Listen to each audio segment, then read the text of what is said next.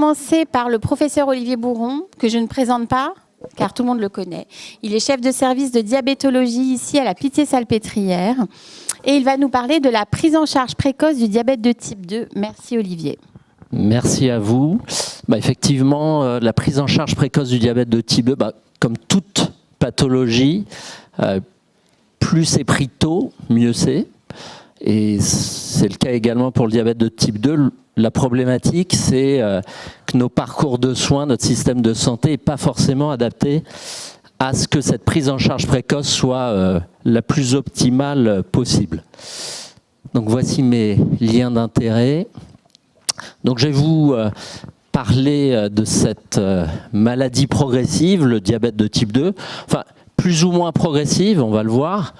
D'autant plus qu'on parle de plus en plus même de rémission du diabète dans la littérature ces 10 dernières années.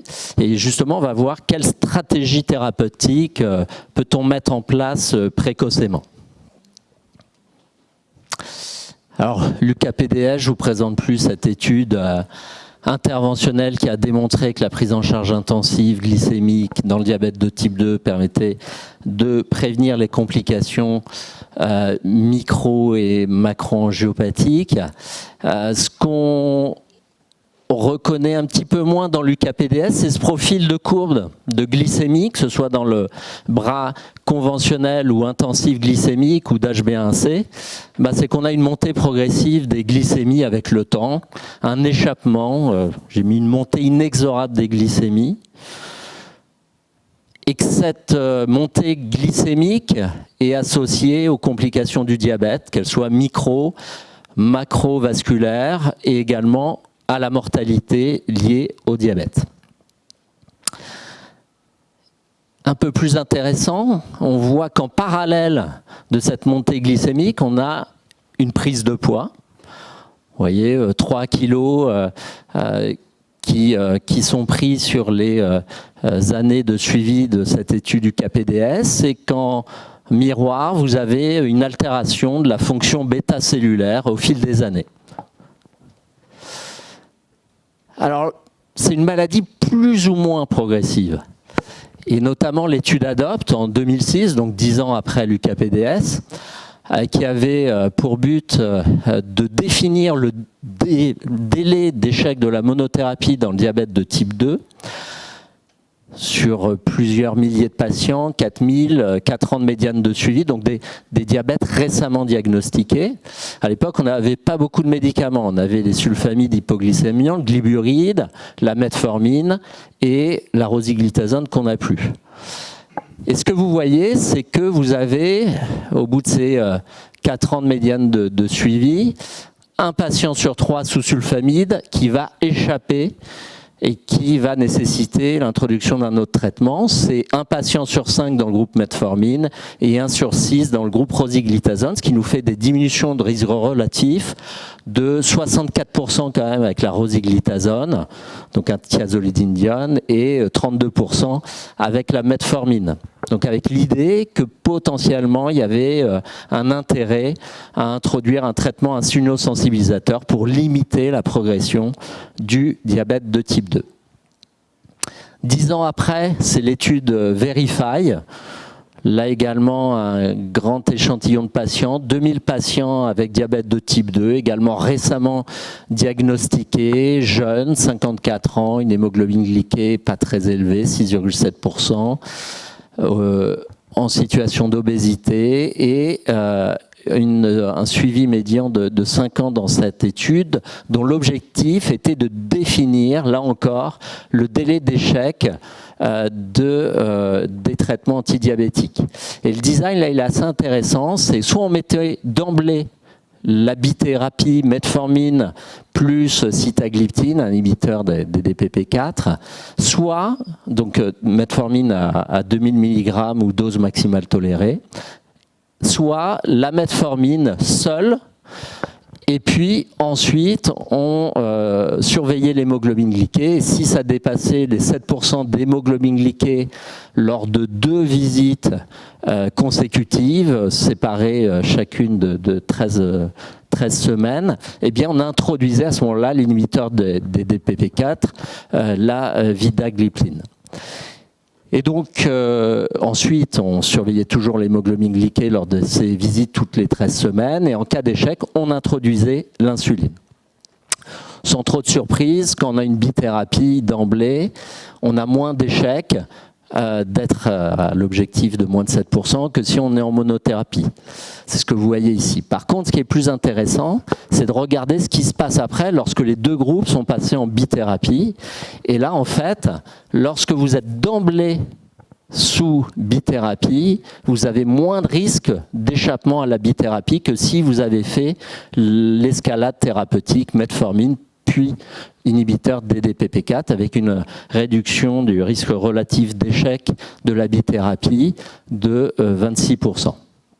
Donc sans doute l'intérêt d'une bithérapie précoce, en tous les cas, d'être assez agressif précocement dans le contrôle des glycémies, et en tous les cas la preuve n'existe pour l'heure que sur cette association inhibiteur DDPP4 et metformine. Dans la même période, il y a une étude qui a fait un grand bruit avec un changement véritablement de paradigme et la démonstration qu'on pouvait obtenir la rémission du diabète de type 2, pas la guérison, mais la rémission. La rémission, c'est quoi? Eh bien, c'est défini par des critères métaboliques, une hémoglobine glyquée inférieure à 6,5%, qu'elle soit biologique en laboratoire ou estimée par les capteurs, une glycémie à jeun inférieure à 1,26 g, et ce, sans traitement depuis au moins 3 mois. Donc on attend 3 mois après l'arrêt des traitements pour définir la rémission du diabète. Et donc cette étude-là qui a un petit peu bouleversé les données dans la prise en charge du diabète de type 2, en tous les cas précoce, c'est l'étude SOS sur la chirurgie bariatrique.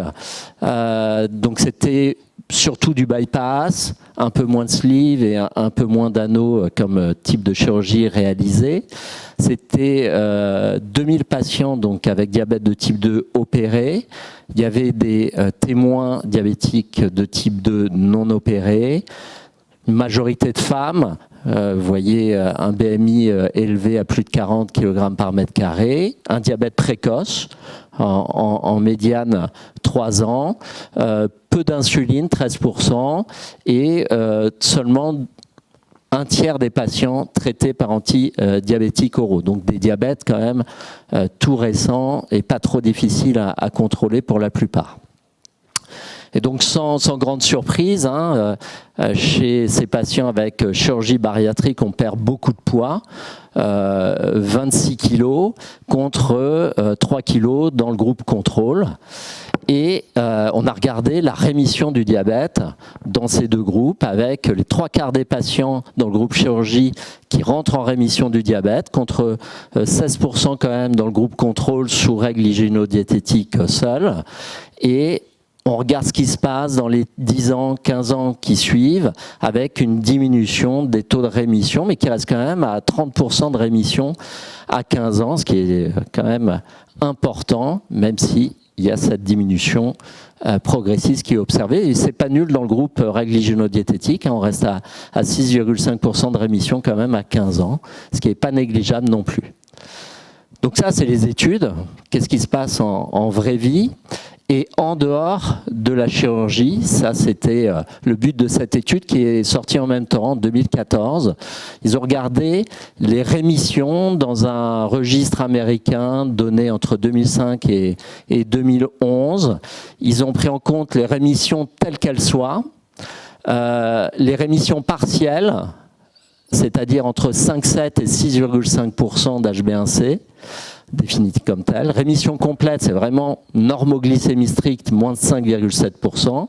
Et ils ont également pris en compte les rémissions complètes prolongées, c'est-à-dire plus de 60 mois sans diabète.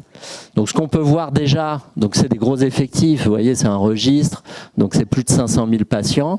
On a quand même 1700 rémissions obtenues chez des patients avec diabète de type 2 n'ayant pas eu recours à la chirurgie. Ils ont exclu tous les patients ayant recours à la chirurgie, ça nous fait une incidence pour 1000 personnes à l'année de l'ordre de 3. Donc c'est pas beaucoup, mais ça existe. Et c'est 3 fois plus lorsqu'on prend en compte les diabètes vraiment très récents de moins de 2 ans. On est à 4,6% d'incidence sur les 7 ans de suivi. Et donc plus le diabète est ancien, plus c'est dur d'obtenir la rémission.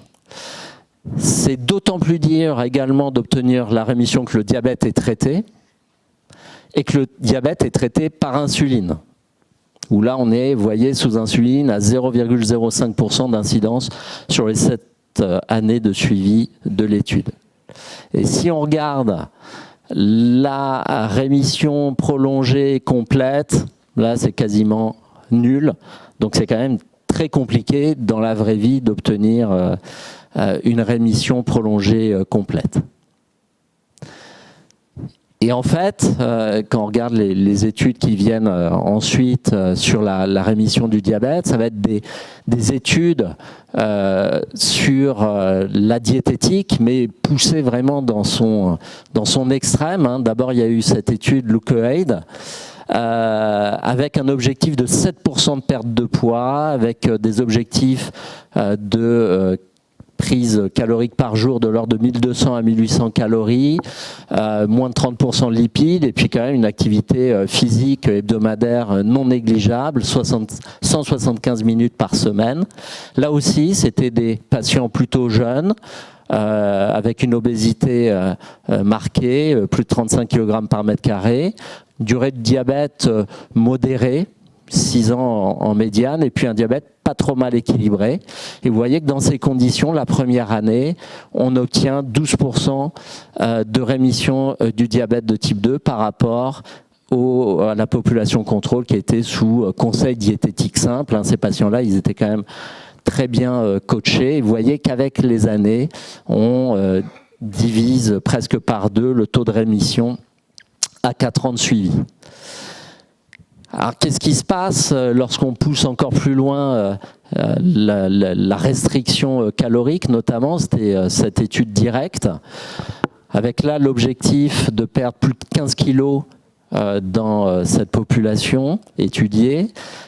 Et cet objectif de perte pondérale, il a été obtenu avec une restriction calorique vraiment majeure. On est, vous voyez, aux alentours de 800 calories par jour pendant plusieurs mois, et ensuite il y a une réintroduction progressive des calories, avec vraiment un coaching très très serré, des appels téléphoniques, des consultations en face-face.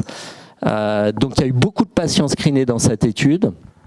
Beaucoup de patients qui n'ont pas voulu participer à l'étude, et puis quand même beaucoup de patients perdus de vue dans le bras interventionnel, vous voyez, 14%, et sur des petits effectifs finalement, une centaine de patients dans les 2 groupes. Et là aussi, le même profil de diabète, assez récent, chez des patients qui présentent une obésité marquée et pas trop déséquilibrés sur le plan glycémique, et surtout, dans les critères de non-inclusion, il y avait l'absence de traitement par insuline, et vous aviez un quart des patients qui n'avaient pas de traitement. Et donc dans cette étude, vous avez presque un patient sur 2 dans le groupe interventionnel qui, à 1 an, obtient la rémission du diabète de type 2 contre 4% dans le groupe contrôle. Et si on regarde le taux de rémission par rapport à la perte de poids, eh bien vous avez, lorsque vous avez atteint l'objectif de l'étude qui était de perdre plus de 15 kilos, vous aviez presque 9 patients sur 10 qui obtenaient cette rémission du diabète de type 2, et moins la perte de poids était importante, moins les chances d'atteindre la rémission du diabète de type 2 étaient possibles. Et on voit que ça se joue entre 5 et 10 kilos, en fait, le cut-off pour avoir vraiment une chance d'obtenir cette rémission du diabète de type 2. Et là aussi, si on suit les patients après l'étude, eh bien, on voit qu'on va avoir de moins en moins de patients qui vont pouvoir soutenir cette rémission du diabète de type 2 avec le temps. Alors finalement, c'est dommage, ces résultats, de voir que ça ça s'échappe avec le temps, mais il y a quand même un bénéfice à espérer de cette rémission, même si elle est transitoire.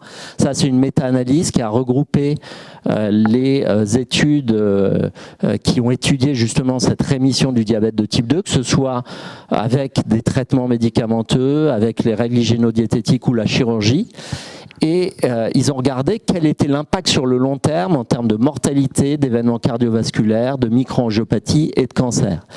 Et en fait, significativement, vous avez un bénéfice sur le long terme en termes de protection sur la mortalité et sur les événements macro et microvasculaires. C'est pas significatif sur les cancers, mais il y a une petite tendance. Donc même si c'est transitoire, il y a un bénéfice, une mémoire sur le long terme. Donc, quels sont les éléments prédictifs de la rémission à partir de ces études interventionnelles qui ressortent? C'est la perte de poids. On va le voir après plus en détail. Et puis, plus on est âgé, plus l'hémoglobine glyquée est importante à l'inclusion, plus la durée du diabète est importante à l'inclusion, plus il y a de traitement du diabète, et notamment la présence d'insuline, moins il va y avoir de chances d'atteindre cette rémission du diabète de type 2. Et justement pour le poids, ce cut-off dont je vous parlais en termes de kilos tout à l'heure, là, il a été évalué dans une méta-analyse reprenant 22 études, étudiant la rémission à 1 an. Et finalement, le cut-off à partir duquel on peut espérer une rémission du diabète de type 2, c'est 10% de perte de poids. Au-delà, vraiment, on est quasiment à 50% de chances d'obtenir la rémission. Et lorsqu'on est à plus de 30%, vous voyez que c'est 9 patients sur 10 qui vont obtenir cette rémission. Alors dans l'étude directe que je vous ai montré tout à l'heure avec les règles hygiéno-diététiques très restrictives, l'activité physique intense, eh bien ils ont regardé un peu sur le plan physiopathe qui répondait pas. Et donc en fait, vous avez une perte de poids très importante dans cette étude, vous l'avez vu, dans le groupe interventionnel. Et donc chez les répondeurs et chez les non-répondeurs, on retrouve une diminution de la graisse intrahépatique dans les deux groupes. On retrouve également une diminution de la graisse pancréatique évaluée à l'IRM dans les deux groupes. Et ce qui va faire finalement qu'on va être répondeur ou pas, qu'on va rentrer en rémission du diabète ou pas, c'est quoi? C'est la capacité à sécréter de l'insuline. Donc en gros, si vous avez une réserve insulinique, si vous arrivez à diminuer la sensibilité, faut augmenter plutôt la sensibilité à l'insuline en perdant du poids, eh bien vous avez toutes les chances de rentrer en rémission du diabète, ce qui explique ces critères de mauvais pronostic, la durée du diabète, l'hémoglobine glyquée, les nombreux traitements, l'insuline, comme facteur de mauvais pronostic. Donc là, on a vu soit la chirurgie, soit des règles hygiéno-diététiques très sévères, et dans la vraie vie, finalement, un petit nombre de patients qui arrivent à rentrer en rémission du diabète. Et donc, qu'est-ce qu'on peut proposer comme alternative?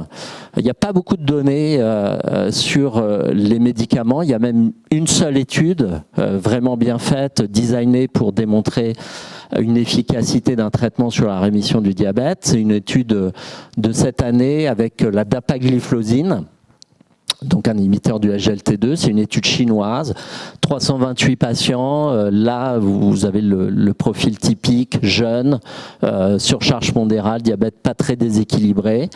Vous aviez la moitié des patients qui étaient sans traitement, l'autre moitié sous metformine. Et ce qui était intéressant d'ailleurs, c'est qu'il y avait une stratification préspécifiée dans le design de l'étude selon la présence ou pas de metformine, et avec des consignes diététiques de restreindre les apports énergétiques à 500-750 calories, des lipides à moins de 35% et plus de 15% de protéines. Et donc les patients ont été randomisés en traitement par dapagliflozine versus placebo, et on a regardé donc à 1 an la rémission du diabète de type 2 après arrêt donc de 3 mois de la dapagliflozine. Et vous voyez que dans le groupe dapagliflozin, vous avez 44% des patients qui rentrent en rémission du diabète par rapport au groupe placebo où il y a 50 à 60% de moins de chances de parvenir à cette rémission. Et ce qui est intéressant dans cette étude, c'est que le groupe placebo, a priori, ils ont bien suivi quand même les consignes diététiques parce qu'ils ont quand même perdu 3 kilos. 5 kilos seulement de perte de poids avec la dapagliflozin. Ce qui quand même questionne, parce que je vous ai dit tout à l'heure qu'il fallait perdre au moins 10% du poids. Et dans l'autre étude, c'était 15 kilos. Et donc là, il y a une petite discordance entre les 50% de rémission et la perte de poids qui n'est pas si importante que ça, avec peut-être un effet donc propre à la molécule sur cet effet sur la rémission du diabète de type 2. Et puis ce qui est intéressant de voir, c'est que, bien sûr, on a diminué la masse grasse, mais ça se retentit sur la sensibilité à l'insuline avec une diminution de cet indice d'insulinorésistance, donc dans le groupe dapagliflozin par rapport au groupe placebo. Donc en conclusion, j'ai commencé par dire qu'il y avait une montée inexorable des glycémies. Finalement, le caractère inéluctablement progressif du diabète de type 2 doit être remis en question, mais ça nécessite qu'il y ait une perte de poids suffisante pour améliorer la sensibilité à l'insuline, que la prise en charge soit précoce afin de bénéficier notamment d'une fonction insulino-sécrétoire encore préservée. Sans doute qu'il y a un intérêt, alors ça certain, de la diététique dans la rémission de diabète de type 2, mais on sait tous la difficulté à suivre les règles hygiéno-diététiques. Et là se pose vraiment la question de notre parcours de soins, de notre système de santé en termes de prise en charge de ces diabètes précoces, comme on l'a dit en début de topo. Et puis après, il y a les questions des traitements. Les combinaisons thérapeutiques, metformine inhibiteur DDPP4, il n'y a qu'une seule étude, ça nécessite d'être confirmé. L'introduction précoce des inhibiteurs de SGLT2 quand même semble une piste également à étudier plus en profondeur. Et puis il n'y a aucune étude, j'étais assez étonné en faisant la littérature de voir aucune étude avec les incrétinomimétiques type agonistes des récepteurs au GLP1 ou biagonistes GLP1-GIP qui font quand même perdre énormément de poids, et il n'y en a pas dans les pipelines. Donc ça reste à explorer. Voilà, je vous remercie pour votre attention.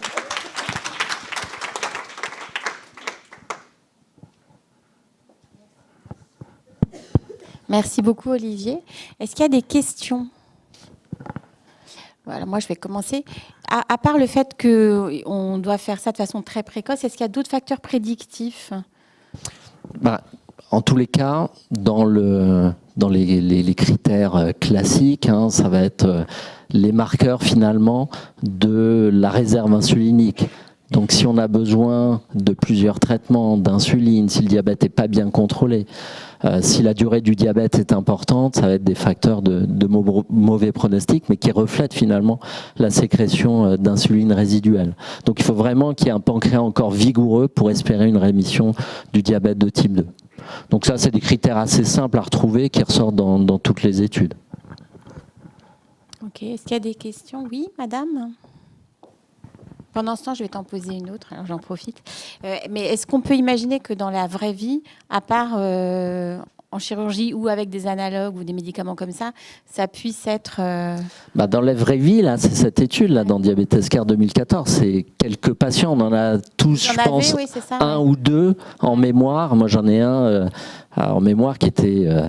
pour le coup, lui, il avait une hémoglobine glyquée très élevée au diagnostic.